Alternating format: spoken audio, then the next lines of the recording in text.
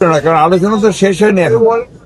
আলোচনা চলছিল, আলোচনা চলা অবস্থায় এই ধরনের কর্মসূচির অর্থই হচ্ছে এই যে একটা অহেতুক একটা চাপ সৃষ্টি করা, যেটা আমি মনে করি যে গণতন্ত্রের জন্য শুভ নয় এবং সঠিক সিদ্ধান্ত নেওয়ার ব্যাপারেও শুভ।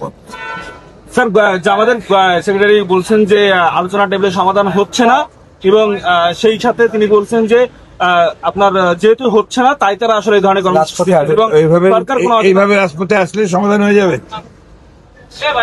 আমার পাল্টা প্রশ্ন যে রাজপথে আসলে কি সমাধান হয়ে যাবে?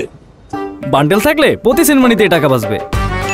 বিকাশ সেনমানি বান্ডেল কিনে জিতুন প্রতি লেনদেনে।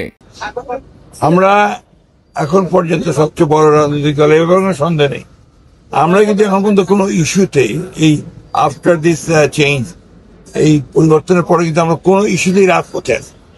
আমরা আলোচনার মাধ্যমেই সমস্ত কিছু সমাধান করতে চাচ্ছি। আমার বিশ্বাস এটা আলোচনার মাধ্যমে শেষ হবে। দাবিগুলো করা হচ্ছে পিআর এর